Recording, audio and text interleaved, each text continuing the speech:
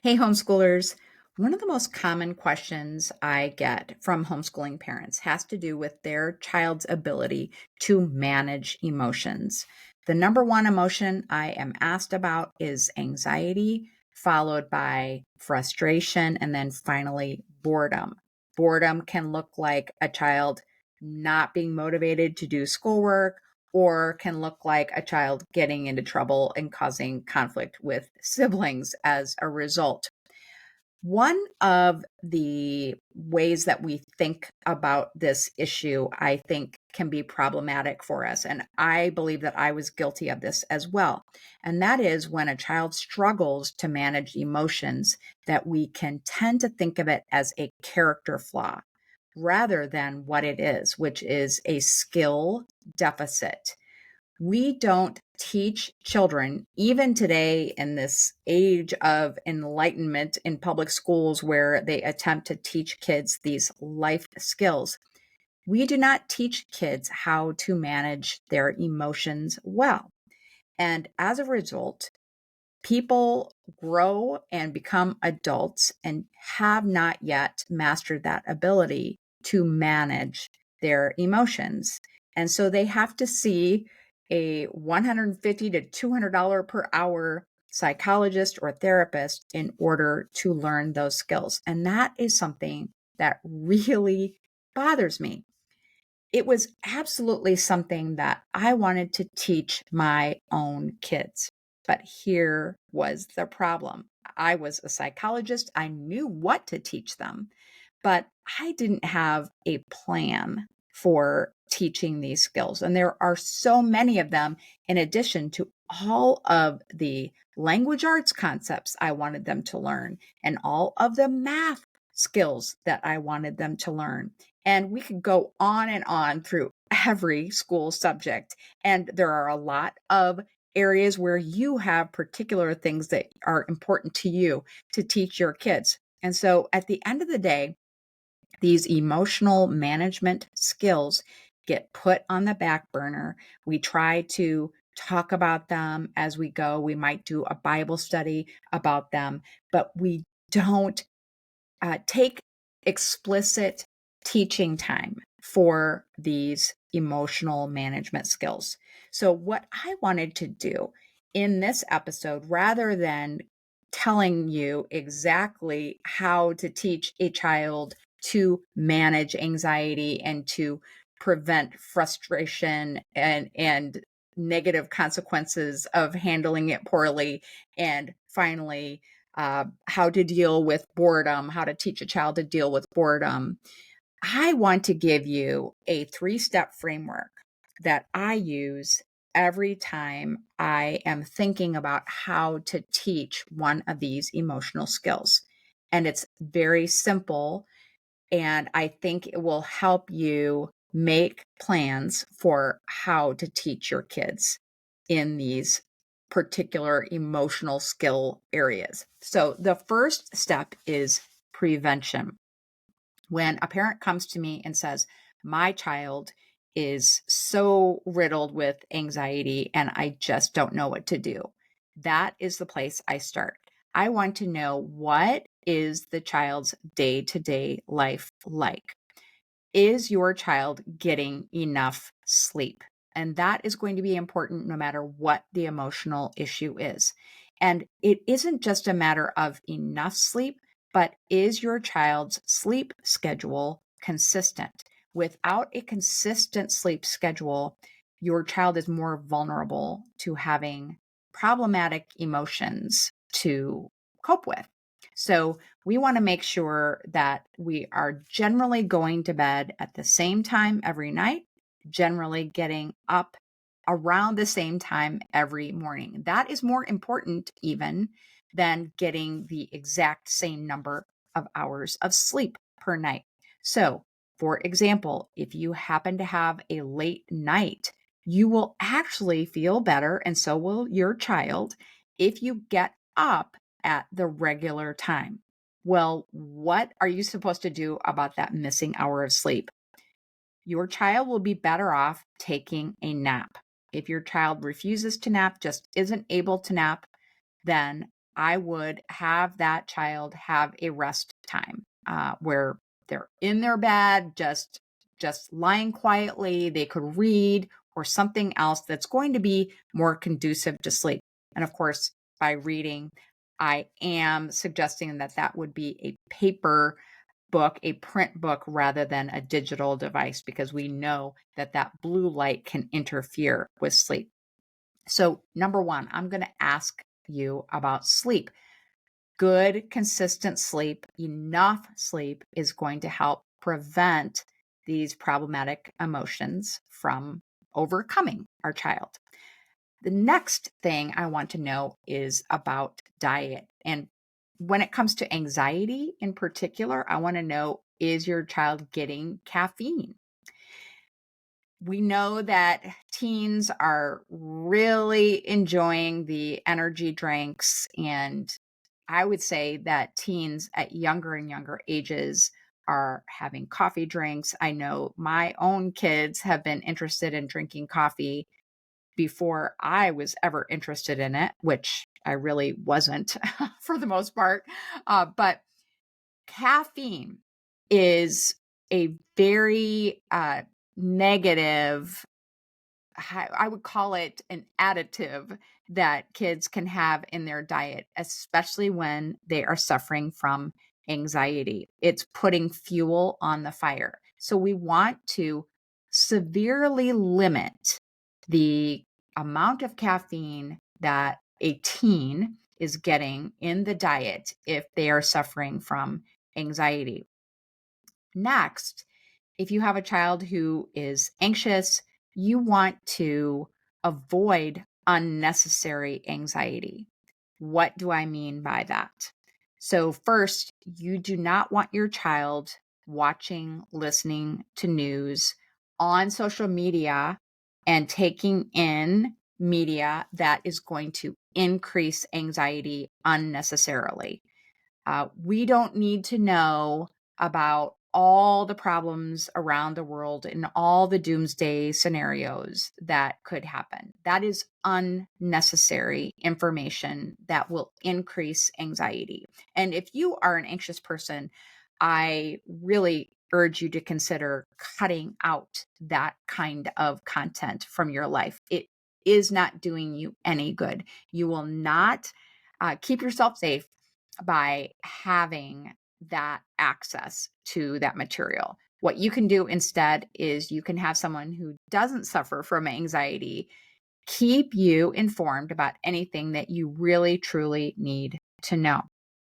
So, that is an example of the types of things that I would be looking for when it comes to prevention. But there are more. We'll stop with that just to give you a sense of what I mean. Look at your child's environment, their diet, the sleep schedule again when you are looking to help your child prevent negative emotions. Next, we want to move from prevention to recognition. We want our kids to learn to recognize the signs that their emotions, their negative emotions, are beginning to take hold. They're beginning to influence them. And kids don't know what those signs are unless they have been taught. Yes, some kids just implicitly pick up this information and learn these things, but others need to be specifically taught. And you would be surprised by the percentage of people who need to be explicitly taught these things. So when it comes to frustration this time, we want to teach our kids to notice when they begin to get frustrated. There might be a tightness in the stomach. There might be some tension in the shoulders. That is what happens to me when I get frustrated. I might start frowning. I might start gritting my teeth and just noticing overall some muscle tension. I might start talking more loudly. I might begin to say some things to express my frustration. I might handle my computer mouse more roughly and start tapping it or even hitting it on the table because I'm beginning to get very frustrated.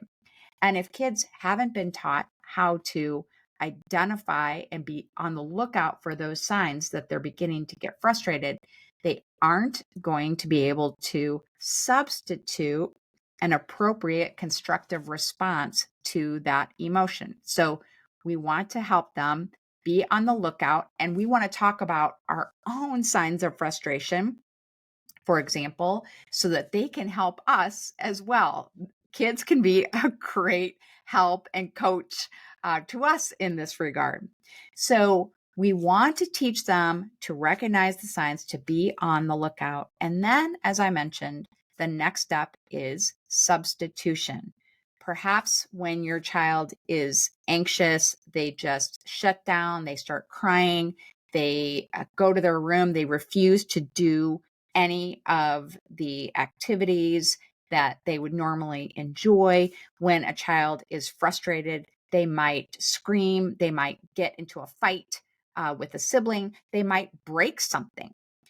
They might just completely shut down and run to their room and be unwilling to complete any schoolwork or participate with you in family activities. What can we do that is a constructive answer to the emotion? So let's talk now about boredom. If you have a child who is bored, what are the destructive behaviors that your child is choosing to engage in to deal with that emotion? Perhaps your child sneaks off and begins playing video games when that is forbidden. It's during school hours, and your child is bored, and that is how they've chosen to do it. Perhaps your child begins to nitpick and starts a fight with a sibling because that is more exciting than being bored. Perhaps your child just stares off into space and doesn't complete schoolwork because the schoolwork is too boring for them. It could be any number of less constructive activities and responses that our kids choose to deal with their emotions. So we want to teach them more adaptive responses when it comes to boredom. Could we teach our kids how to make less exciting activities more fun? So we might say, use a timer, use a randomizing app or a pair of dice to roll and choose an activity that you're going to work on first. Could you have a competition with yourself to try to get your work done faster than you've ever gotten it done before? If you like to compete with siblings and you're not having a lot of conflict already, then you could compete with a sibling in that regard. But the most constructive way to deal with a feeling of boredom is to try something new. We know that new activities give all of us, not just our kids, a hit of dopamine and are very, very rewarding. And there are so many great things to do and learn. We have no shortage of options. If you want to learn more about that, I did an entire episode on doing new things in your homeschool. And I'm also going to link you up to the episodes I did on anxiety and frustration if you're looking for more on those topics. But these 3 steps, I think, will guide you as a parent into teaching your kids how to manage negative emotions. The thing that I want to emphasize is that these skills require long periods of time to master and hours and hours and hours of practice and feedback from us as parents and from other family members. We want to treat our kids' first attempts at managing their negative emotions the same way that we would deal with a child who is learning to play tennis, for example. We wouldn't yell at a child or suggest that a child was a failure or a bad person if they kept hitting the ball into the net to begin with. And they would hit the ball into the net a lot as they are just learning to play tennis. Our kids are going to keep learning emotional management skills throughout their lives. I am still learning. You are likely still learning how to manage emotions well. So we want to give our kids lots of grace. And finally, and most importantly, we want to encourage our kids to pray about this issue. I think one of the things that I made a mistake in my parenting, and I believe many of us as Christian parents do, is that I wanted my kids to have to avoid any struggles in their lives. I wanted them to just learn how to manage their feelings in a positive way right away without having to experience all the negative consequences that I did as a young person. But many, many times, the struggle to manage emotions is what will drive our kids to the Lord ultimately. When our kids say, I can't do it, I can't get a handle on my temper, I can't get over my anxiety, I keep struggling to get things done, I'm procrastinating. And Lord, you're going to have to do this in my life because I cannot. It may be the very thing that drives our kids to faith and following Jesus. I just want to encourage you with that. One of the great difficulties that we have as homeschooling parents, I mentioned at the beginning of this episode, is that we don't know how to teach this along with everything else that we want and need to teach to our kids. Next week, I will be sharing how we can teach our kids social skills, and I'll also be introducing you to a new resource that I have created that will help you teach your kids in an orderly way that will give you confidence as a homeschooling parent. To find the links to this episode, go to homeschoolsanity.com/emotions. Have a happy homeschool week.